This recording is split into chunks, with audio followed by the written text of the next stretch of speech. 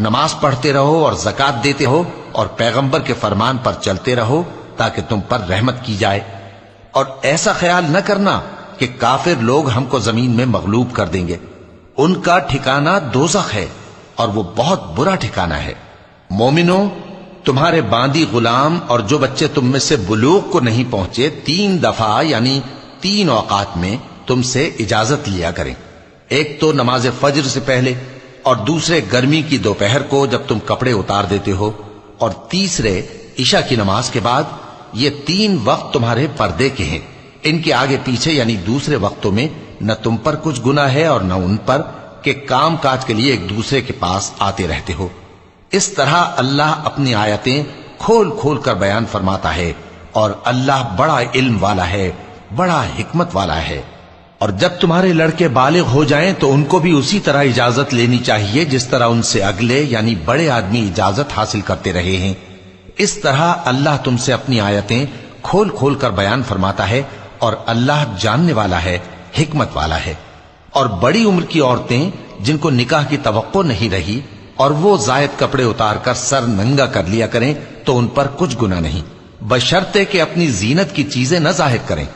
اور اگر اس سے بھی بچیں تو یہ ان کے حق میں بہتر ہے، اور اللہ سنتا ہے، جانتا ہے۔ نہ تو اندھے پر کچھ گناہ ہے اور نہ لنگڑے پر اور نہ بیمار پر اور نہ خود تم پر کہ اپنے گھروں سے کھانا کھاؤ، یا اپنے باپ دادا کے گھروں سے، یا اپنی ماؤں کے گھروں سے، یا بھائیوں کے گھروں سے، یا اپنی بہنوں کے گھروں سے، یا اپنے چچاؤں کے گھروں سے، یا اپنی پھوپھیوں کے گھروں سے، یا اپنے ماموں کے گھروں سے، یا اپنی خالاؤں کے گھروں سے، یا اس گھر سے جس کی کنجیاں تمہارے ہاتھ میں ہوں، یا اپنے دوستوں کے گھروں سے۔ اور اس کا بھی تم پر کچھ گناہ نہیں کہ سب مل کر کھانا کھاؤ یا جدا جدا۔ پھر جب گھروں میں جایا کرو تو اپنے گھر والوں کو سلام کیا کرو، یہ اللہ کی طرف سے مبارک اور پاکیزہ تحفہ ہے۔ اس طرح اللہ اپنی آیتیں کھول کھول کر بیان فرماتا ہے تاکہ تم سمجھو۔ مومن تو وہ ہیں جو اللہ پر اور اس کے رسول پر ایمان لائے، اور جب کبھی ایسے کام کے لیے جو جمع ہو کر کرنے کا ہو پیغمبر کے پاس جمع ہوں تو ان سے اجازت لیے بغیر چلے نہیں جاتے۔ اے پیغمبر، جو لوگ تم سے اجازت حاصل کرتے ہیں وہی اللہ پر اور اس کے رسول پر ایمان رکھتے ہیں، سو جب یہ لوگ تم سے کسی کام کے لیے اجازت مانگا کریں تو ان میں سے جسے چاہا کرو اجازت دے دیا کرو،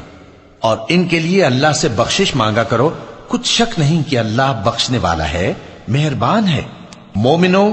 پیغمبر کے پکارنے کو ایسا خیال نہ کرنا جیسا تم آپس میں ایک دوسرے کو پکارتے ہو، بے شک اللہ کو وہ لوگ معلوم ہیں جو تم میں سے آنکھ بچا کر کھسک جاتے ہیں۔ تو جو لوگ ان کے حکم کی مخالفت کرتے ہیں ان کو ڈرنا چاہیے کہ ایسا نہ ہو کہ ان پر کوئی آفت پڑ جائے یا تکلیف دینے والا عذاب نازل ہو۔ دیکھو، جو کچھ آسمانوں اور زمین میں ہے سب اللہ ہی کا ہے، جس طریق پر تم ہو وہ اسے جانتا ہے۔